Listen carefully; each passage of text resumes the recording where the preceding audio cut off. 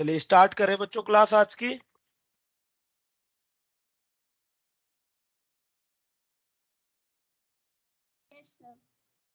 चलिए ठीक है।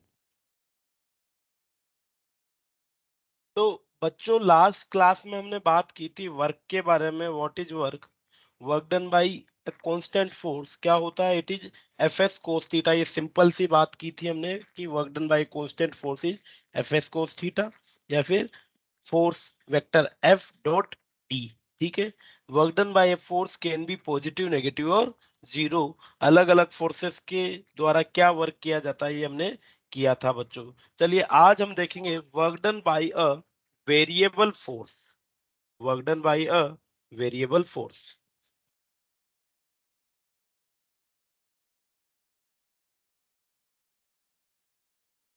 Work done by a variable force.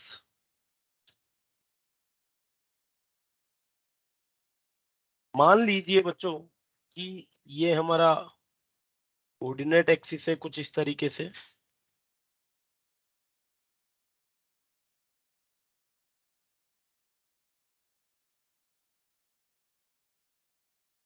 ये हमारा कोऑर्डिनेट एक्सिस है।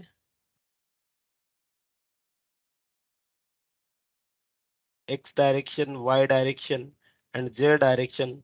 रेंडमली कोई पॉइंट ए ले लेता हूं। ये कोई पार्टिकल पॉइंट ए से पॉइंट बी तक गया। पॉइंट ए के जो कोऑर्डिनेट्स हैं वो है x1, y1, z1। Point B के कोऑर्डिनेट्स हैं x2, y2, z2। तो एक वेरिएबल फोर्स पार्टिकल ए को पार्टिक एक वेरिएबल फोर्स पॉइंट को, किसी भी पॉइंट ऑब्जेक्ट में किसी भी ऑब्जेक्ट को पॉइंट ए से पॉइंट बी तक डिस्प्लेस करता है। बच्चों ये बात क्लियर है कि कोई वेरिएबल फोर्स किसी पार्टिकल को पॉइंट ए से पॉइंट बी तक डिस्प्लेस कर देता है। तो what will be the work done by this variable force in displacing it from point A to point B? The work done by this variable force will be equals to, it will be integration A to B. कहां से लेके गया? Point A से point B तक ये force इसे लेके गया। And integration A to B F dot ds। क्या हो जाएगा बच्चों? क्या करूंगा? अगर मुझे टोटल वर्क डन निकालना है इस वेरिएबल फोर्स की वजह से तो it will B F dot ds। और इंटीग्रेट कर दूंगा इसको इनिशियल पोजीशन से फाइनल पोजीशन तक। समझ में आ रही है बात? क्या होगा ये? Yes, work done by a variable force is equals to integration F dot ds। और लिमिट लगा देंगे initial position to final position. ठीक है बच्चों। मान लीजिए कि ये जो फोर्स है वेरिएबल फोर्स, ये इसका एक्स डायरेक्शन में कोई कंपोनेंट होगा, वाई डायरेक्शन में कोई कंपोनेंट होगा और जेड डायरेक्शन में कोई कंपोनेंट होगा। फोर्स का एक्स डायरेक्शन का कंपोनेंट मान लेते हैं एफ एक्स है, वाई डायरेक्शन का कंपोनेंट ये है और जेड डायरेक्शन का कंपोनेंट एफ जेड है। बच्चों ये फोर्स है और इस फोर्स ने इस पार्टिकल को डिस्प्लेस कर दिया है। मान लीजिए इसका जो नेट डिस्प्लेसमेंट है डेल्टा एस, उसके लिए एक्स डायरेक्शन का डिस्प्लेसमेंट है डेल्टा एक्स, वाई डायरेक्शन का डिस्प्लेसमेंट है delta J and z direction का डिस्प्लेसमेंट है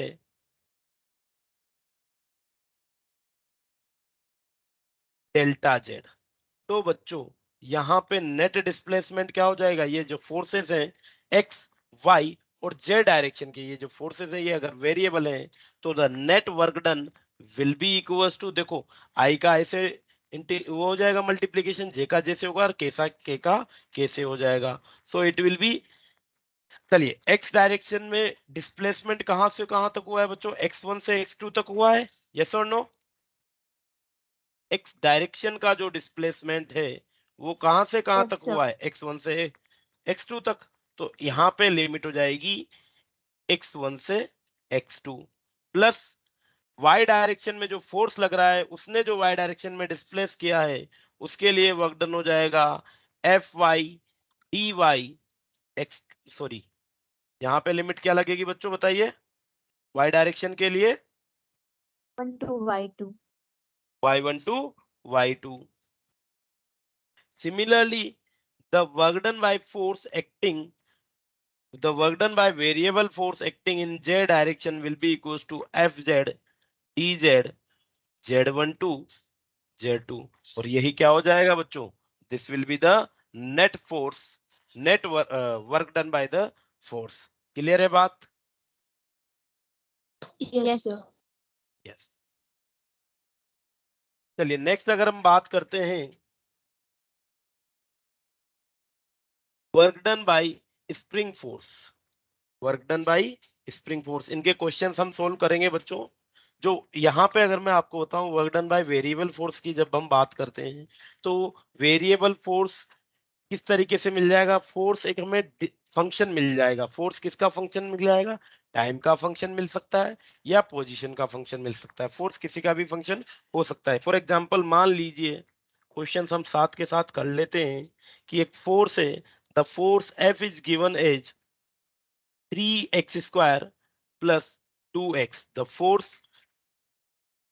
is given as 3x square plus 2x। ये क्या हो गया बच्चों, क्या ये पोजीशन डिपेंडेंट फंक्शन हो गया फोर्स के लिए? यस और नो? Yes, sir. तो this force Yes. F is equal to 3x square plus 2x is acting on an object, और ये फोर्स एक ऑब्जेक्ट पे एक्ट कर रहा है and this force displaces the object from x equals to 0 to x equals to 5। तो x equals to 0 से x equals to 5 तक पार्टिकल को डिस्प्लेस कराने में what will be the work done, find the work done.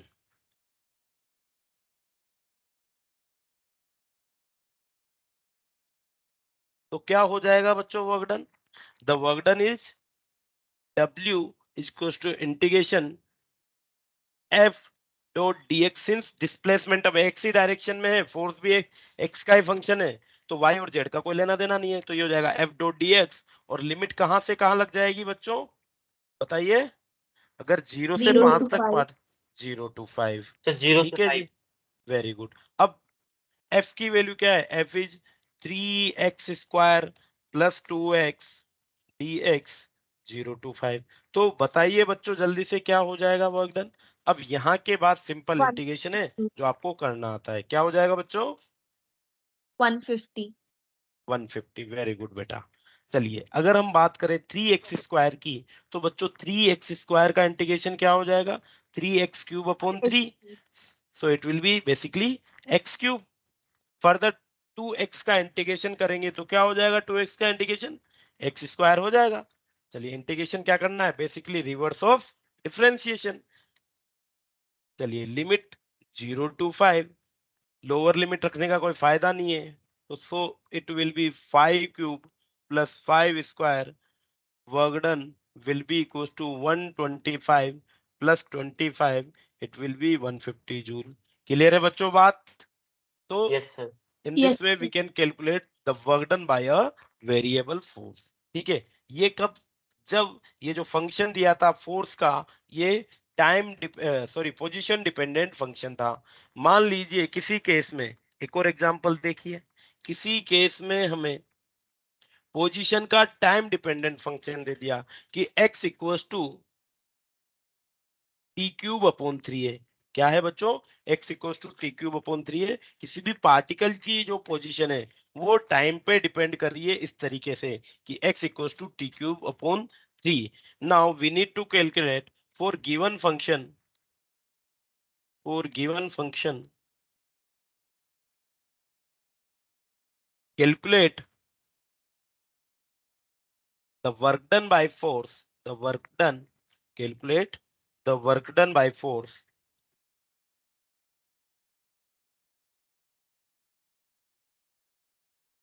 for t equals to 0 to t equals to 2 second, t equals to 0 से t equals to 2 second तक के लिए हमें work done निकालना है। चलिए तो अब यहाँ पे हमें जो रिलेशन दे रखा है वो पोजीशन टाइम का रिलेशन दे रखा है और वर्क पूछा है t इक्वल्स टू 0 से t इक्वल्स टू 5 सेकेंड तक। पर अभी तक जो हमने सीखा है वो तो हमने ये सीखा है कि work done is equals to integration f dot dx। Yes और नो बच्चों, हमने तो यही सीखा है। Yes, sir. चलिए तो ये जो गिवन इंफॉर्मेशन है x equals to T cube upon 3 and t equals to 0 से 2 सेकंड तक, इन इंफॉर्मेशन से ही मैं फोर्स निकालूंगा और डिस्प्लेसमेंट निकालूंगा। यहाँ पे मैं एक और चीज की जरूरत है, मास की। मान लेते हैं mass of body is 1 kg। अगर मास ऑफ बॉडी 1 kg है तो देखो, सबसे पहले अगर बात करें फोर्स की, तो फोर्स क्या होता है बच्चों? फोर्स होता है मास इनटू एक्सेलरेशन। यस और no? Yes sir. Yes. Yes. तो क्या मैं पोजीशन टाइम रिलेशन से एक्सेलरेशन निकाल सकता हूं? Yes, sir. Yes, Yes, position sir. Time relation से एक्सेलरेशन निकाल सकता हूं। चलिए, क्या हो जाएगा बच्चों एक्सेलरेशन? अगर हमें दे रखा है x equals to T cube upon 2t. 3, तो velocity will be 3t square upon 3. It will be t square and acceleration will be 2t. Further, 2t. yes. तो सर 2t। yes, तो यहाँ से फोर्स क्या हो जाएगा बच्चों? Force will be equals to mass that is 1 kg and acceleration is 2t। तो force is equals to 2t हो जाएगा। फर्दर dx की बात करें तो लिमिट हमारे पास अवेलेबल है टाइम में, तो क्या मैं इसको जो Sure. इंटीग्रेशन है इसको t की टर्म में चेंज कर दूं बच्चों? क्योंकि फोर्स भी मेरा टाइम का फंक्शन है, तो मैं इसको टाइम का फंक्शन है तो x से तो डिफरेंशिएट कर नहीं सकता, तो इसको टाइम में चेंज करूंगा। किस तरीके से चेंज करूंगा देखिएगा। हमें मिला है v equals to t square. v equals to होता है बच्चों dx बाई dt, और ये है yes dx by dt equals to t square. चलिए, यहां से क्या मैं लिख दूं कि dx इक्वल्स टू हो जाएगा टी स्क्वायर dt। यस, क्या लिख सकता हूँ? टी स्क्वायर डी टी लिख सकता हूँ। तो ये हमारे पास dx की वैल्यू हो जाएगी टी स्क्वायर डी टी। चलिए, तो अब Sir, चीजें आसान हो। हाँ बोलिए बेटा। sir, please reshare कीजिए आपकी screen.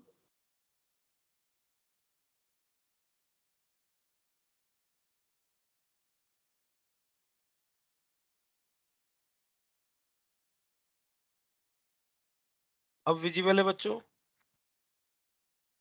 Yes, sir. Yes, sir. ठीक है बेटा। बच्चों, लिंक वगैरह का तो कोई कंफ्यूजन नहीं है ना, क्योंकि बच्चे कम ज्वाइन हुए हैं आज? सर सारे क्लासेस में बच्चे कम ही थे। ठीक है बेटा, तो कोई दिक्कत नहीं है, फिर कोई इश्यू नहीं है। चलिए, तो work done is equals to f dot d x. चलिए, एफ की वैल्यू हमने क्या निकाल ली? 2t। और dx की वैल्यू टी स्क्वायर dt। चलिए, अगर मैं इसे t के रेस्पेक्ट में डिफरेंस इंटीग्रेट कर रहा हूं, तो t के लिए टाइम की लिमिट क्या थी मेरी? 0 से 2 थी बच्चों, तो it will B 0 to 2 limit. तो ये हो जाएगा integration 2t cube dt limit 0 to 2। बताइए बच्चों, वर्क डन क्या हो जाएगा?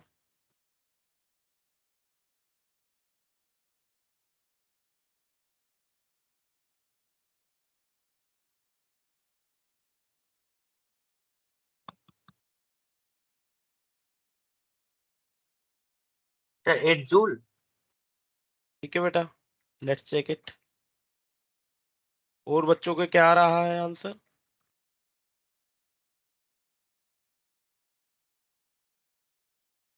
Yes, sir. Same 8 Joule. Wait, very good बेटा।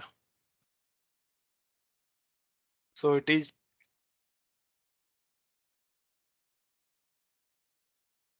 2 raised to power 4 upon 2. It will be 8 joule. So the work done by force in time t equals to 0 to t equals to 2 second is 8 joule. Is it okay बच्चों? Yes, sir. Yes sir. तो the work done by variable force के लिए आपको इस तरीके के question मिलेंगे। Force can be a position dependent function, force can be a time dependent function, या xt या vx के बीच में हमें रिलेशन दिया जा सकता है, वहां से हम फोर्स निकाल लेंगे, dx निकाल लेंगे और क्वेश्चन सोल्व कर सकते हैं। ओके बच्चों, चलिए नेक्स्ट हम बात करते हैं work done by spring force. बच्चों, पिछले चैप्टर में हमने स्प्रिंग फोर्स के बारे में बात की थी। क्या आपको पता है स्प्रिंग फोर्स क्या होता है? मान लीजिए कोई स्प्रिंग है जिसका स्प्रिंग कांस्टेंट x है, और उस स्प्रिंग को हम x डिस्टेंस से, उसकी नेचुरल डिस्टेंस से एक्स डिस्टेंस या एक्सपेंड करे या कंप्रेस करे, तो जो फोर्स अप्लाई किया जाता है स्प्रिंग के द्वारा, जिसे हम स्प्रिंग फोर्स कहते हैं, वो क्या हो जाएगा बच्चों? क्या spring force F is equal to minus k x होता है? बोलिए। Yes, sir. Yes, yes, spring force is minus k x work done by a spring force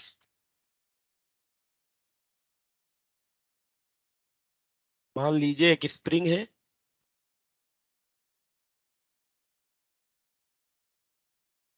ये स्प्रिंग है, स्प्रिंग कांस्टेंट के है, और इस स्प्रिंग को x डिस्टेंस से आइदर कंप्रेस और स्ट्रेच किया जाए, तो spring force F will be equals to minus k x.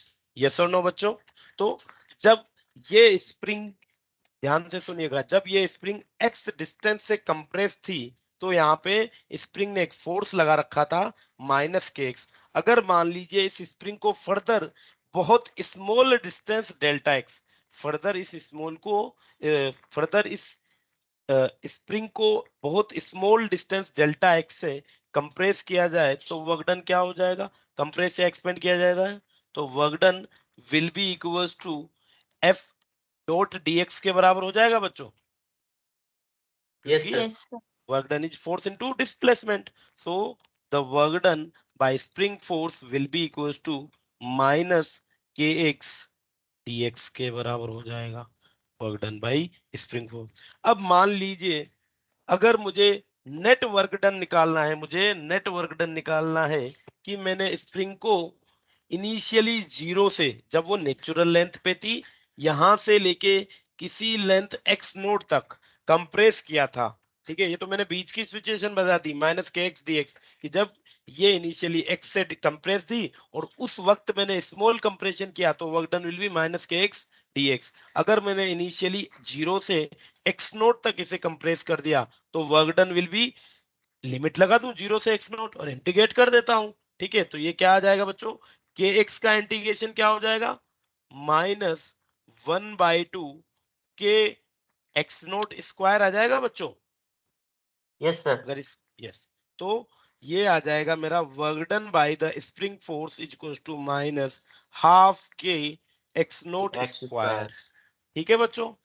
तो इसे हम मार्क कर लेते हैं work done by the spring force. चलिए, स्प्रिंग को मैंने जीरो से एक्स नोट तक कंप्रेस करने में ये वर्क किया, या work done by spring force मुझे ये मिला। फर्दर अगर मैं स्प्रिंग को इसी पोजीशन x1 से x2 तक कंप्रेस करता हूं, इनिशियली x1 से थी, x1 से कंप्रेस थी, और उसको फर्दर कंप्रेस करके x2 लेंथ तक कंप्रेस कर दिया, ठीक है? मेरी बात समझ में आ रही है बच्चों? कि Yes, sir. मान Yes, लीजिए sir. ये स्प्रिंग थी, नेचुरल लेंथ थी, इसको मैंने कंप्रेस कर दिया कुछ इस तरीके से, और कितने लेंथ तक कंप्रेस हो रही है ये फिलहाल किसी x1 लेंथ तक कंप्रेस किया। मैंने फर्दर फोर्स लगाया और इसे फिर से कंप्रेस कर दिया, और अब कंप्रेशन मान लेते हैं इसका है x2। अब कंप्रेशन इसका x2 है, तो work done in further compressing from, work done by spring in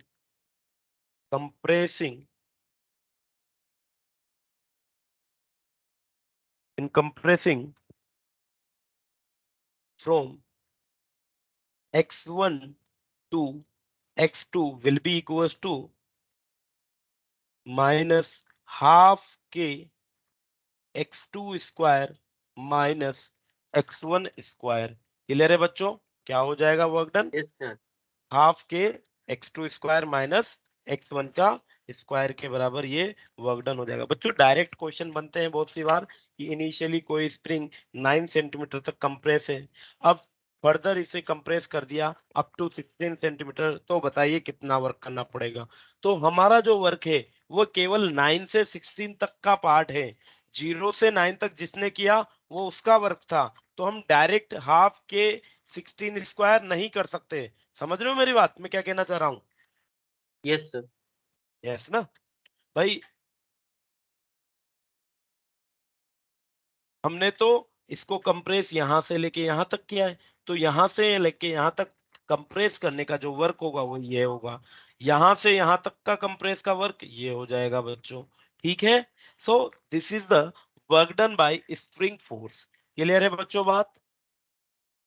तो स्प्रिंग फोर्स के भी वर्क डन के लिए क्वेश्चन बनते हैं, और एक क्वेश्चन बनते हैं हमारे फोर्स टाइम ग्राफ के, sorry force displacement graph, force displacement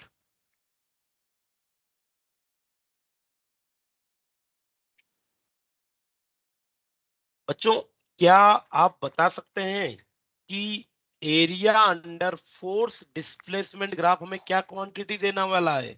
देखो, जब भी हम वर्क डन। किसी भी वर्क डन, वेरी गुड, जब भी किन्हीं दो क्वांटिटी का मल्टीप्लाई करते हैं, तो जैसे फोर्स और डिस्प्ले एरिया निकालते हैं, फोर्स और डिस्प्लेसमेंट के ग्राफ में हम उसका एरिया निकालेंगे।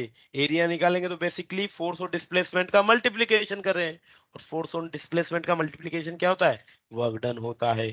So the area under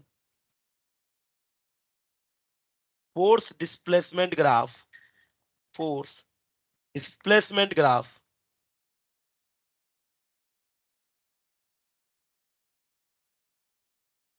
the area under force displacement graph gives work done by the force। ठीक है, क्या देगा बच्चों? फोर्स डिस्प्लेसमेंट का ग्राफ हमें दे देगा नेट वर्क डन। क्लियर है बात? चलिए क्वेश्चंस देखते हैं। मान लीजिए कि ये एक वेरिएबल फोर्स है जो डिस्प्लेसमेंट के साथ इस तरीके से वेरी कर रहा है।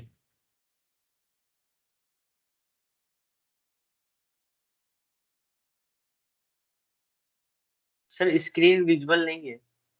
एक सेकेंड रुक जाओ बच्चों।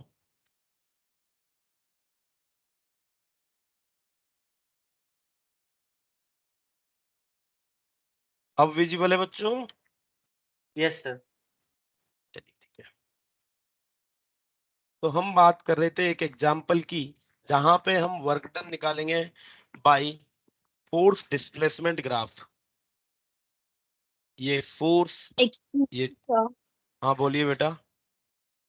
Sir, can you please re-explain this work done by spring and compressing force x1 to x2?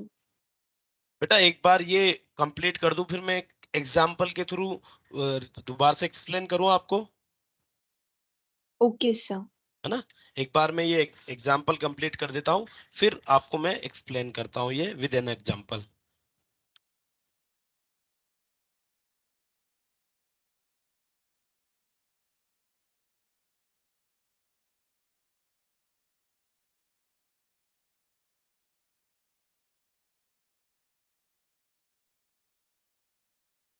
चलिए, तो ये एक फोर्स डिस्प्लेसमेंट ग्राफ है बच्चों। ये मान लेते हैं यहाँ पे 10 न्यूटन का फोर्स लगा हुआ है, और जो डिस्प्लेसमेंट हमें वो मीटर में दी हुई है। ये वैल्यूज में लिख देता हूँ 0, 4, 6 और 8। चलिए मान लीजिए मुझे वर्क डन बाय फोर्स निकालना है फॉर गिवन एफएक्स कर्व। क्या हो जाएगा? The area under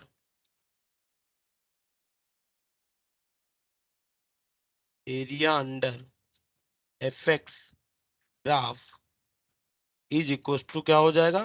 work done हो जाएगा। और अगर ये वर्क डन है तो बताइए बच्चों, ये जो फिगर दिख रही है, ये जो ग्राफ दिख रहा है, क्या ये एक ट्रेपेजियम है? Yes. Yes sir. Yes, and sir. The area for trapezium is, बताइए क्या होता है? Half तो into sum 1/2 of sum of parallel parallel side and into height. Yes, half into sum of parallel sides multiplied by perpendicular height. Distance. हाँ, perpendicular distance है ना। Yes और no? Yes sir. चलिए, तो वही यही हो हाइट जाएगा ना हमारे। सर? क्या बोल रहे बेटा?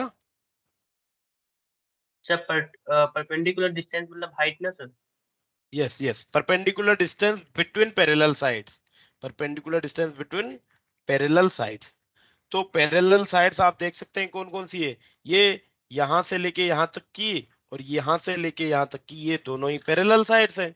तो इनका सम कितना हो जाएगा, 8 + 2, यस और नो, 10। जो दोनों पैरेलल साइड्स हैं, ये वाली जो लोअर वाली है, ये है 0 से लेके 8 तक और ये है 4 से लेके 6 तक। तो 8 + 2 10, क्या यही हो जाएगा सम ऑफ पैरेलल साइड्स? और इनके बीच की परपेंडिकुलर यस सर, डिस्टेंस 10 है। So it will 10। Be 100 sir by, एक बार repeat कीजिए। ये हो जाएगा 50 जूल। स्क्रीन शेयर करनी है या री एक्सप्लेन करना है बेटा? सर री एक्सप्लेन कीजिए। जी बेटा। अ, देखो हमने बात की कि area under force displacement graph gives work done. यहाँ पे जब हमने इस फिगर को देखा तो ये फिगर क्या बन रहा है, एक ट्रिपेजियम बन रहा है। और ट्रिपेजियम के लिए जो एरिया होता है, it is 1/2 multiplied by sum of the parallel sides multiplied the perpendicular distance between parallel sides. तो ये यहाँ से लेके यहाँ तक और ये यहाँ से लेके यहाँ तक, ये तो पैरेलल साइड्स और इनके बीच की परपेंडिकुलर डिस्टेंस है 10। तो 1/2 सम ऑफ पैरेलल साइड्स हो जाएगा 8 + 2 10 मल्टीप्लाइड बाय परपेंडिकुलर डिस्टेंस है 10। तो इट विल 100/2 50 जूल। ठीक है बच्चों, तो the work done by force is 50 joule. यहाँ पे भी क्या है, ये जो फोर्स है ये वेरिएबल फोर्स है, यस और नो? Yes sir. यस। चलिए अब ऊपर वाली बात वापस से कर लेते हैं। स्प्रिंग फोर्स के लिए वर्क डन, यहाँ ये क्लियर था बच्चों, work done by spring force in compressing from 0 to x0 is x0 half के x0 स्क्वायर।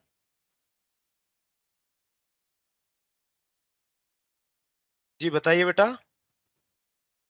Yes sir. है ना, नीचे वाले पार्ट के लिए क्वेश्चन देखिए कि मान लीजिए एक स्प्रिंग है। चलिए दोनों के लिए देख लीजिए।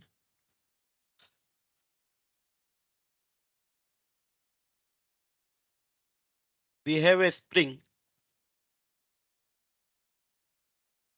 we have a spring of spring constant k equals to 100। क्या होती है बच्चों यूनिट स्प्रिंग कांस्टेंट की? न्यूटन सेकंड या न्यूटन मीटर या न्यूटन पर metre? Sir newton metre, newton newton पर मीटर, मीटर। न्यूटन पर मीटर। पर मीटर। यस। तो एक स्प्रिंग कांस्टेंट है 100 न्यूटन पर मीटर का। इस स्प्रिंग को बच्चों मान लीजिए हमने इनिशियली x इक्वल्स टू 0 से थी है, ठीक है, नेचुरल लेंथ पे थी। और अगर मुझे इसे लेट्स से 10 सेंटीमीटर तक कंप्रेस करना है, I have to compress the spring by 10 centimetre. Find the work done, find the work done in compressing, work done in compressing the spring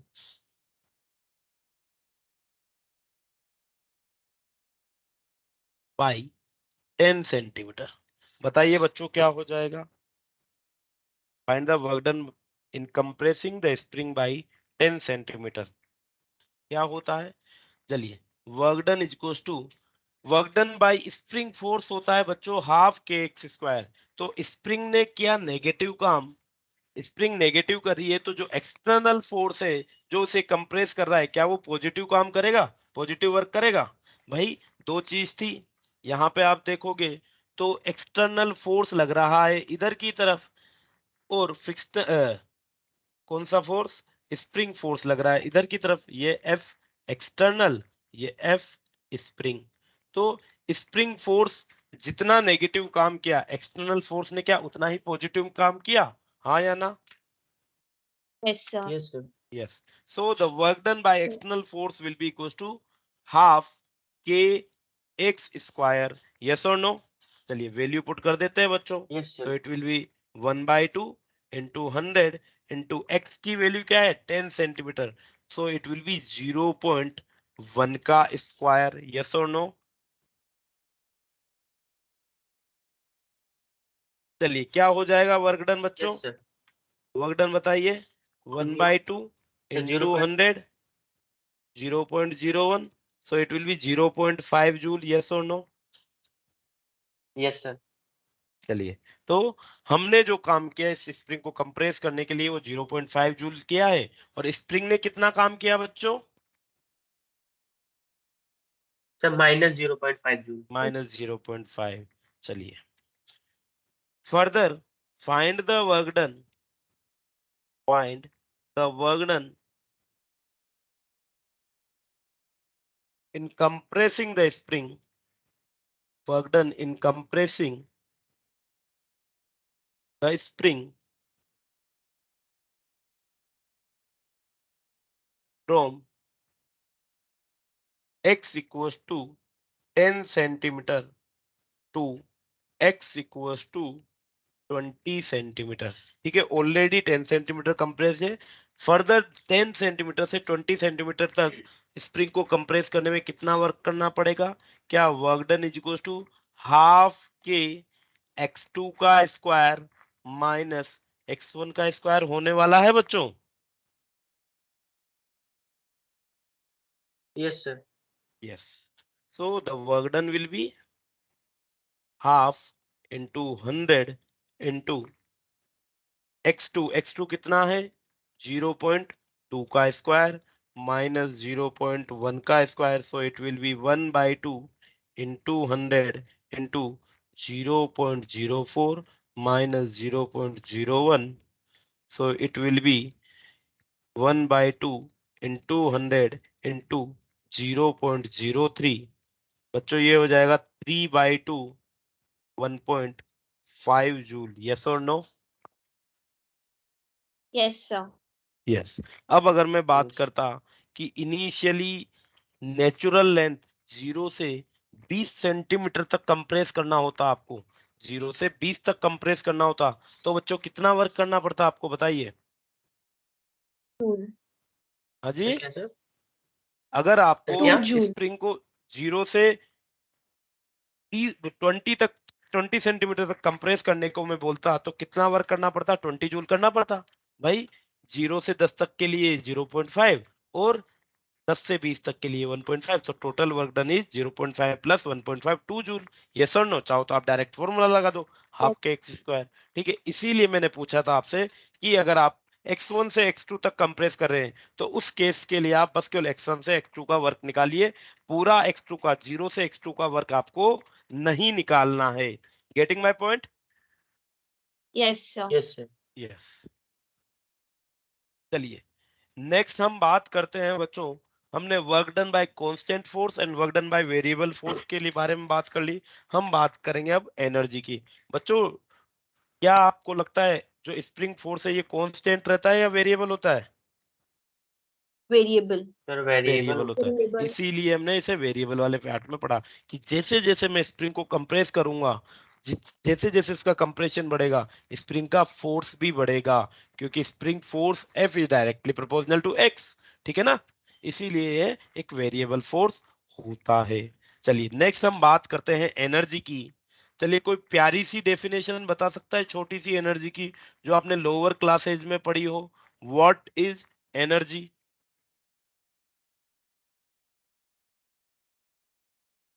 कोई भी बच्चा?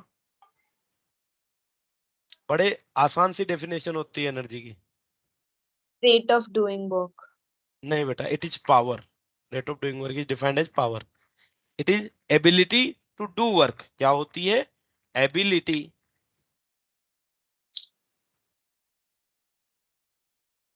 To do work. ठीक है, अब अगर एबिलिटी की बात है, एबिलिटी तो कोई क्वांटिटी होती नहीं, तो basically it is work. Yes और no?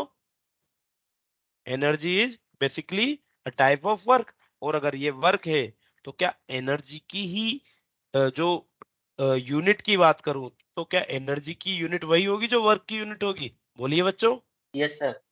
Yes, yes sir. The unit of energy, the unit of energy is same as that of work. ठीक है बच्चों, तो क्या क्या यूनिट है? एसआई यूनिट की बात करूं तो जूल, और सीजीएस यूनिट की बात करूं तो अर्ग। ठीक है, रिलेशन बात करें तो 1 जूल इज इक्वल टू 10⁻⁷ अर्ग। क्लियर है बात? चलिए डायमेंशन फॉर्मूला बता दीजिए चलो एनर्जी के लिए।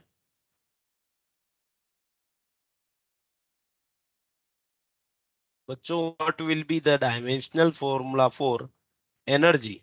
हमने चैप्टर 2 में याद भी किए होंगे।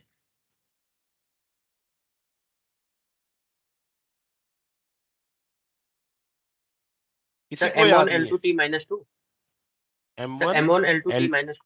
वेरी गुड L2 बेटा, बोल it is M1 L2 T-2। सो ये हो जाएगा डायमेंशनल फोर लिख दिया मैंने यार formula.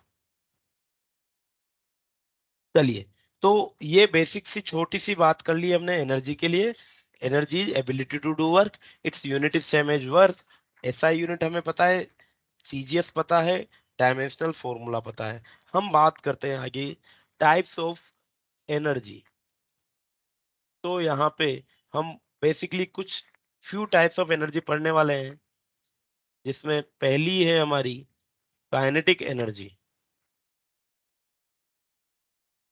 First one is kinetic energy. बच्चों अगर हम बात करें काइनेटिक एनर्जी के बारे में, एनर्जी होती है ability to do work.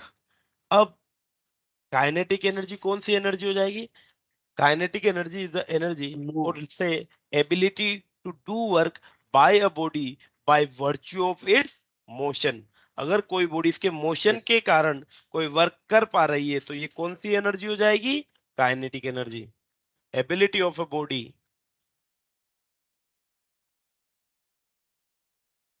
Ability of a body to do work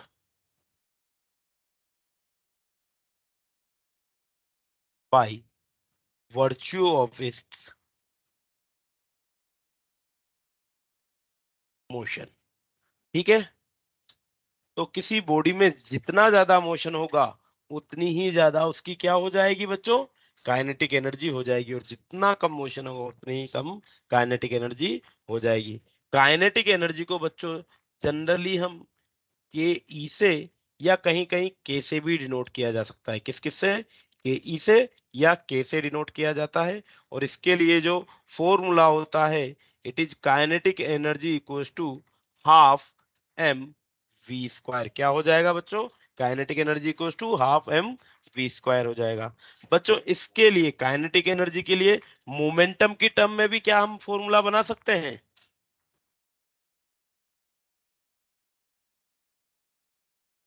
yes, और मोमेंटम की टर्म में ये फॉर्मूला हो जाएगा पी स्क्वायर बाई 2m। बच्चों डेरिवेशन की जरूरत है, ये हमने कैसे बनाया? Kinetic energy equals to p square by 2m, या आपने पढ़ रखा है?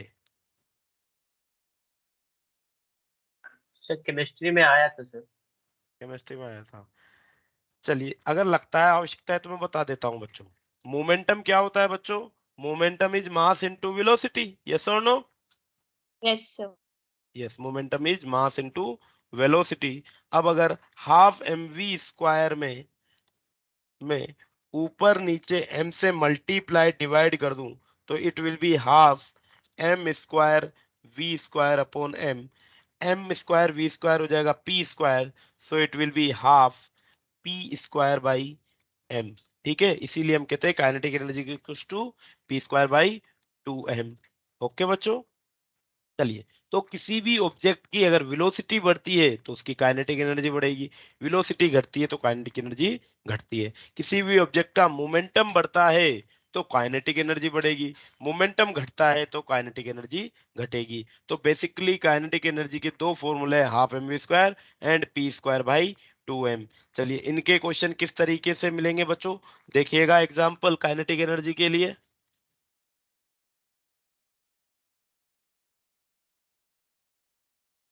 बच्चों यहाँ पे हमें परसेंटेज चेंज के क्वेश्चन मिल जाते हैं, डायरेक्ट क्वेश्चन मास और वेलोसिटी। देखिए ये तो आसान सी चीजें हैं, ये तो बच्चों वाला काम है। हम चेंज वाले क्वेश्चन करते हैं। मान लीजिए the momentum of A object, if the momentum of an object is increased by momentum of an object is increased by 20%, then its kinetic energy,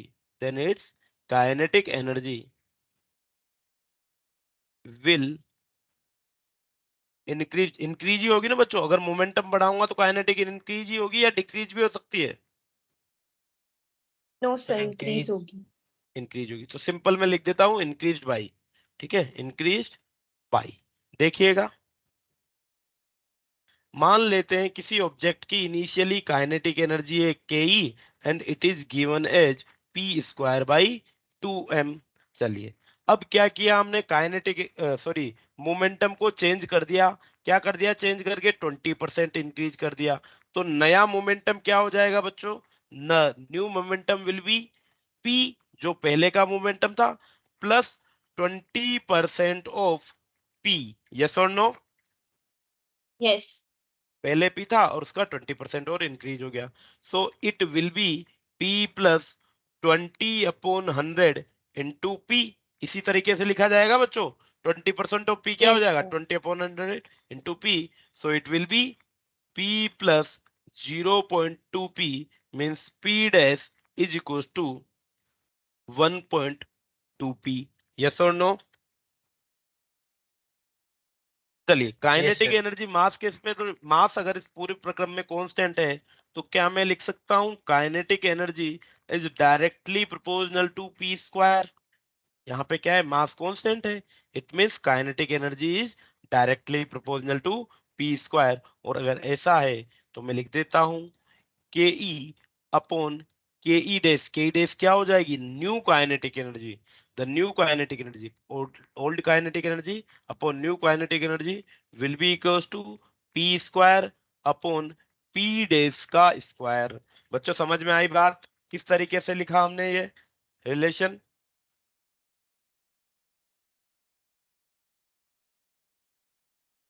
करते हैं ना बेटा फिजिक्स में इस तरीके से रिलेशन बना के? Yes, sir. यस। चलिए, तो ये हो जाएगा k e upon k dash equals to p square upon p dash का स्क्वायर। सो ये हो जाएगा k e dash equals to k e into p dash upon p का होल स्क्वायर। इनको रीअरेंज कर दिया है मैंने, है ना? के ई डैश को इधर ले गया और पी डैश और पी को इधर ले आया। So k e dash will be equals to k e into p dash की वैल्यू क्या है बच्चों? 1.2 पी है। पी की वैल्यू पी ही रहने वाली है, का होल स्क्वायर। पी से पी कैंसिल आउट हो जाएगा, 1.2 का स्क्वायर हो जाएगा 1.44 के ई। तो नई काइनेटिक एनर्जी हो जाएगी 1.44 के ई। अगर यहाँ पे देखिए पहले काइनेटिक एनर्जी थी के ई, अब हो गई 1.44 के ई। तो काइनेटिक एनर्जी का चेंज क्या हो गया? The change in kinetic energy is 1.44 के ई माइनस के ई, और ये हो जाएगा 0.44 के ई। तो इतनी काइनेटिक एनर्जी इंक्रीज हो चुकी है। परसेंटेज चेंज निकाल लेता हूं। क्या होगा परसेंटेज चेंज? के ई अपॉन के ई इंटू 100, यही हो जाएगा परसेंटेज चेंज। सो 0.44 के ई अपॉन के ई इंटू 100, और कितना परसेंटेज चेंज आ जाएगा बच्चों? 44%। So the kinetic energy is increased by 44% on increasing the momentum by 20%. Get my point? Yes sir. चलिए, नेक्स्ट अगर हम बात करें बच्चों किसी भी ऑब्जेक्ट की जो काइनेटिक एनर्जी होती है, किसी भी ऑब्जेक्ट की, या जो काइनेटिक एनर्जी है, ये फ्रेम ऑफ रेफरेंस पे डिपेंड करती है। Kinetic energy depends upon frame of reference. देखिए किस तरीके से, the kinetic energy depends upon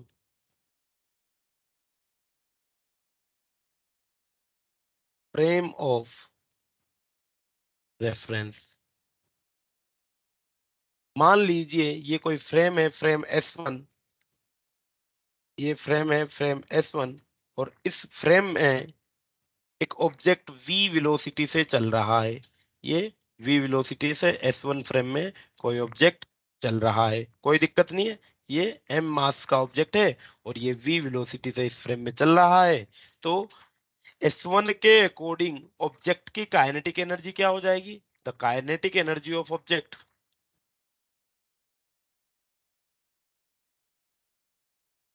according to frame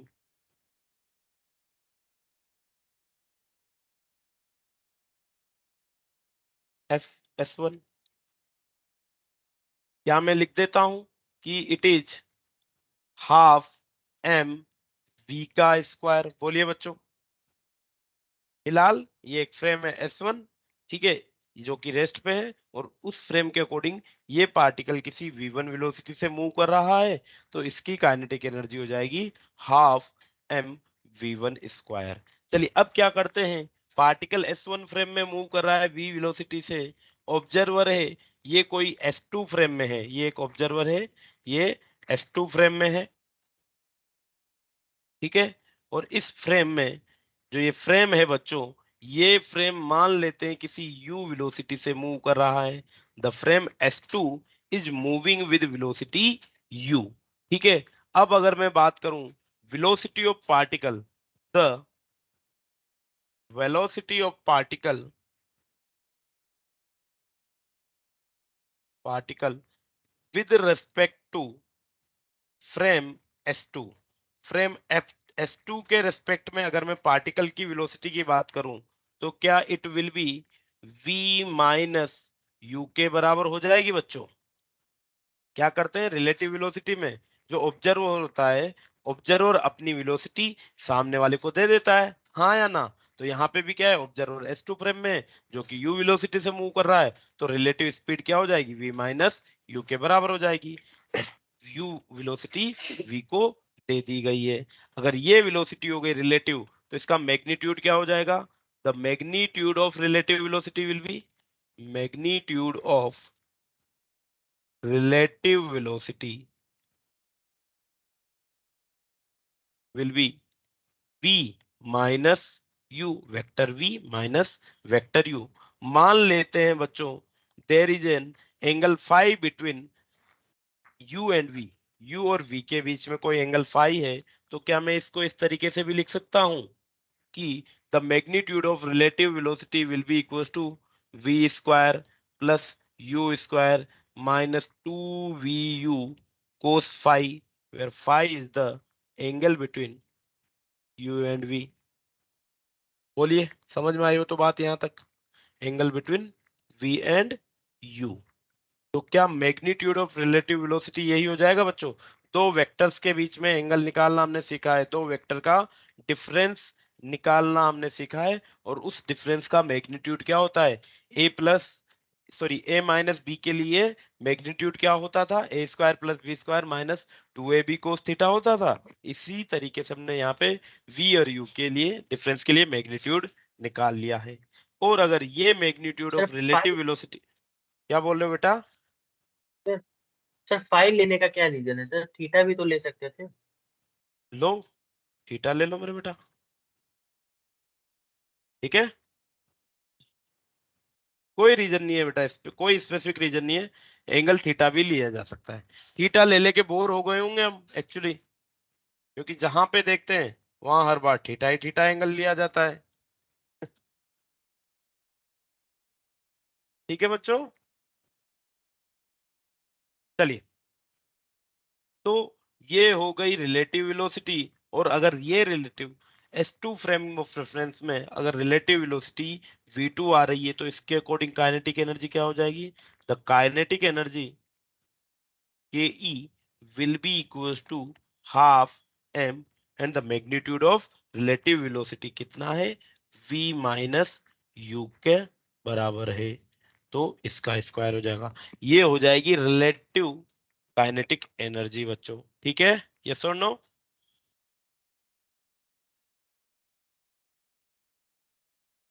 I नहीं आई बात समझ में? चलिए इसके क्वेश्चन करेंगे, क्वेश्चन में चीजें और क्लियर होंगी बच्चों, ठीक है।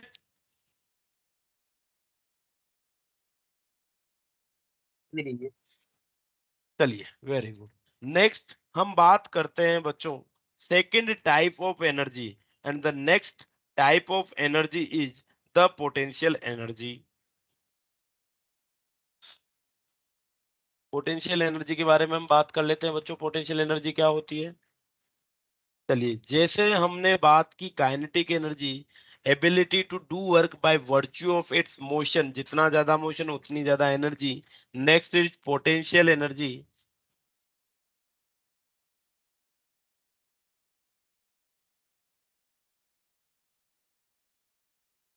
पोटेंशियल एनर्जी क्या होती है बच्चों?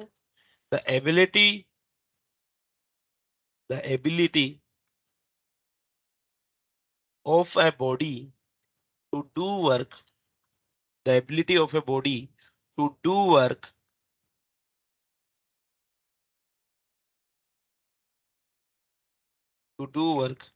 by virtue of its, क्या लगता है? कॉन्फ़िगरेशन। इसकी वजह से, इसके कॉन्फ़िगरेशन की वजह से। ठीक है बच्चों।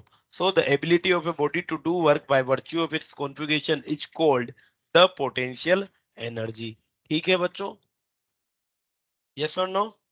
अब हम बात करते हैं type of potential energy. Kinetic energy की बात की, यहाँ पे टाइप्स ऑफ काइनेटिक एनर्जी नहीं होते, बट पोटेंशियल एनर्जी हम दो तरीके की पोटेंशियल एनर्जी यहाँ पे पढ़ने वाले हैं। The first one is gravitational potential energy. The first one is gravitational. Sir हाँ बोलिए बेटा। सर कॉन्फ़िगरेशन मतलब क्या है? कॉन्फ़िगरेशन। कॉन्फ़िगरेशन मतलब उसकी एक तरीके से, अभी जैसे हम बात करेंगे ग्रेविटेशनल पोटेंशियल एनर्जी, तो यहाँ पे मतलब हो जाएगा उसका पोजीशन, किसी रेफरेंस से उसकी पोजीशन। या फिर हम बात करेंगे सेकेंडली स्प्रिंग पोटेंशियल एनर्जी, तो नेचुरल लेंथ से वो कितना एक्सपेंड या कितना कंप्रेस हो रही है, तो उसका क्या कॉन्फ़िगरेशन है। ऑब्जेक्ट किसी भी रेफरेंस से कितना ऊपर कितना नीचे है, वही रेफरेंस का डिफरेंस क्या दे देगा, उसको पोटेंशियल एनर्जी दे देगा। इसीलिए जो वर्ड यूज किया है वो यूज किया है कॉन्फ़िगरेशन। ठीक है, वो कि वो किस कॉन्फ़िगरेशन में है। ठीक है बेटा, yes sir. Yes. So the first one is gravitational potential energy. बच्चों मान लीजिए किसी ऑब्जेक्ट को, किसी ऑब्जेक्ट को जो कि अर्थ की सरफेस पे है, अगर मैं उसे उठा देता हूं, सरफेस से कुछ ना कुछ उठा देता हूं, तो क्या हो जाएगा, उसमें एक एनर्जी आ जाएगी। उसका क्या होगा, बेसिकली अगर जब वो ग्राउंड पे था, वहां से मैंने उसको उठा दिया, तो क्या मैंने उसकी पोजीशन में चेंज कर दिया? Yes sir. पोजीशन में चेंज कर दिया।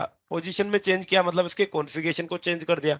अब इस कॉन्फ़िगरेशन को जो चेंज किया मैंने, देखो पत्थर को मैं जमीन से उठा के टेबल तक लाया, उसके कॉन्फ़िगरेशन को मैंने चेंज किया। इस कॉन्फ़िगरेशन को चेंज करने में मैंने कुछ ना कुछ वर्क किया होगा बच्चों। Yes sir. पत्थर को उठा के रखने में, ऊपर रखने में कुछ ना कुछ वर्क किया। क्या ये जो मेरा वर्क है वो अगेंस्ट दिस ग्रेविटी था? जैसे मान लीजिए मैं बात करता हूँ कि ये अर्थ सरफेस है, यहाँ पे कोई ऑब्जेक्ट था, ठीक है जी, या फिर मैं सिंपल ग्राउंड लेवल बना देता हूँ कि ये ग्राउंड लेवल था,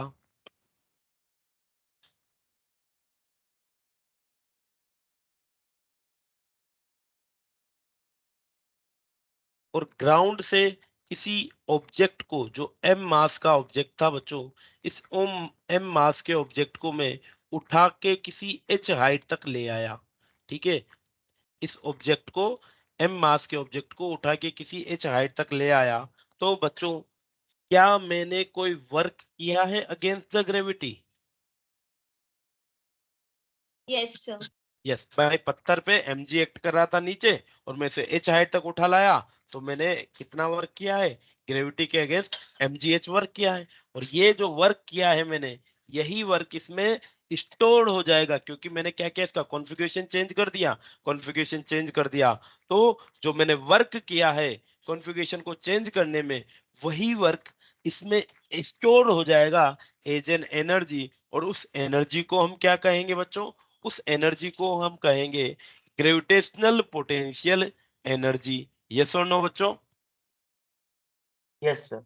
Yes. यस, ठीक है। तो मान लीजिए किसी ऑब्जेक्ट को मैंने एक ग्राउंड लेवल से h हाइट तक उठाया, ठीक है, किसी ऑब्जेक्ट को ग्राउंड लेवल से h हाइट तक उठाया है, तो उसकी ग्रेविटेशनल पोटेंशियल एनर्जी क्या हो जाएगी? उसकी ग्रेविटेशनल पोटेंशियल एनर्जी हो जाएगी mgh upon 1 plus h upon r e. क्या हो जाएगा बच्चों? mgh upon 1 plus h upon r e, where m क्या है? मास ऑफ ऑब्जेक्ट, g क्या है? Acceleration due to gravity. Further लिख दूं बच्चों इनको? m is mass of object,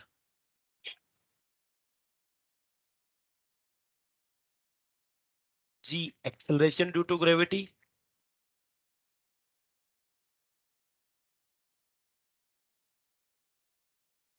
gravity near earth surface. Further अगर हम बात करें h height above the ground,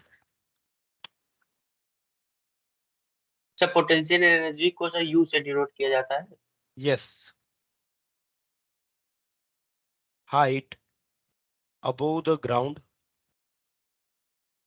बच्चों इसे अबव द ग्राउंड बोल दो या अबव द रेफरेंस लेवल भी हम बोल सकते हैं, हाइट अबव रेफरेंस लेवल, इसका सर मतलब हम समझेंगे।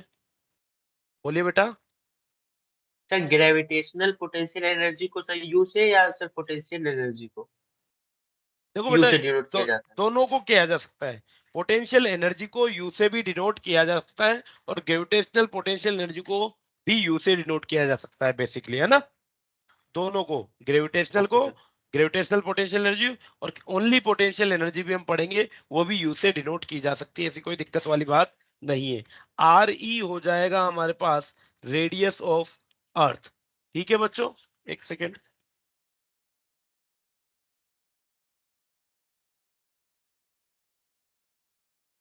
चलिए, R is radius of earth.